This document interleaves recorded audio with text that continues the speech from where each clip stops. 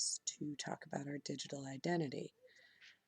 And I thought it was going to be very, my digital identity isn't different from the real world me, and I'm fantastic everywhere and honest everywhere. And it turned out to be a lie that I had to realize about myself this week. I moved from New Hampshire to New York a few years back, and I really utilized my Facebook to cyberstalk my friends and my family who live all over the country and out of the country on some occasions.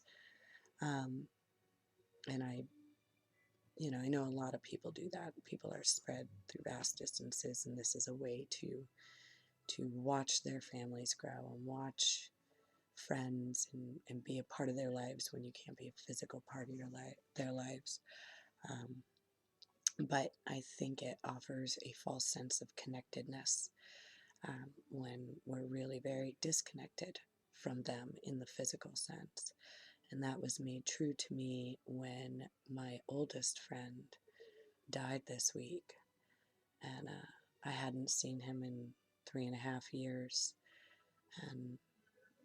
And I again cyberstalked him, and we messaged on Facebook and chit-chatted that way. And there was always I'm going to go see him next time I'm home. And I never did. And now I never will. And it made me realize that I set myself up with an image that I am the same type of friend online that I would be in my real life, when that is not the case. The type of person that'll bend over backwards and be there in an instant if you ask me to. And Facebook made me feel like I was doing that without really doing that, and that's a regret I have. So I'm gonna work hard to change that about myself. It's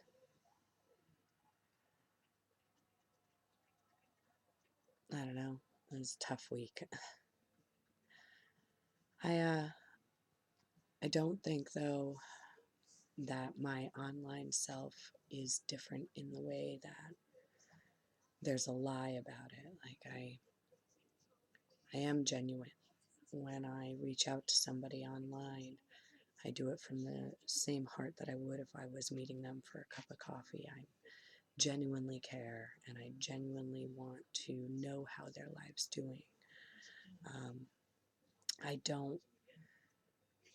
don't fight on social media because it's not anybody's business if I have an issue with somebody other than that particular person.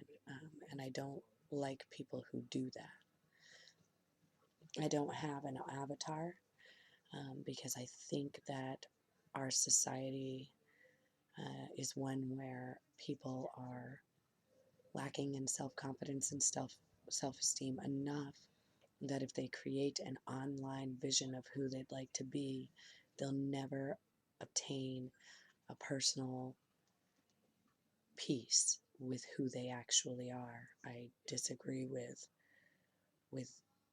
trying to portray that you're something that you're not. If you don't like something about yourself, change it. Don't make a personality that is without flaws, but still keep your flaws in your real life. I think that is a very sad way to move through this world.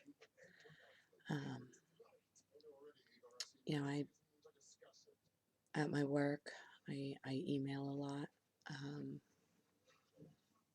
I research. I use technology to help student schedules and financial aid issues and all sorts of things. It's definitely commonplace in my life. I have teenage sons who their faces are always in their phones, Snapchatting or Instagramming or whatever that stuff is. I'm lucky I text. I have I have it on me. Yes, yeah. This is my $30 flip phone. It's about as advanced as I want it to be. I think that if everything were to shut down, I'd do all right. In fact, I'd probably be a lot happier. Um, you know, I'm a child that was raised in such an environment where it was get out. You got Saturday mornings, you get cartoons for an hour, you have your breakfast, and you're out the door and you're playing. You're not playing video games. You're not on the computer. You're not watching TV. You're living in the world. You're enjoying it. You're knowing it. You're learning how to survive in it. And it's all I can do to get my boys out of their PlayStations and smartphones and into a dinner.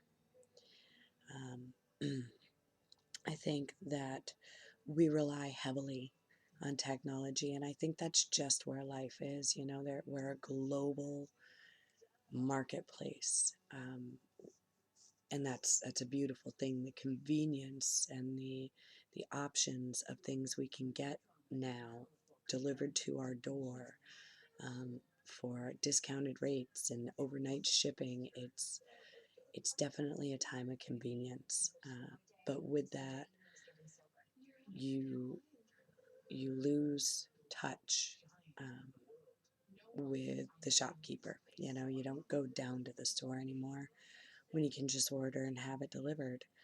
Um, so yeah, I think technology as a whole is pulling people out of the real world and putting them into the virtual, but in such a way that it's an illusion that you're still there. Um, so I think I'm going to try to disconnect for a while. I have one more class to get my degree, and it's an online class. I got this cheap little computer for just this reason.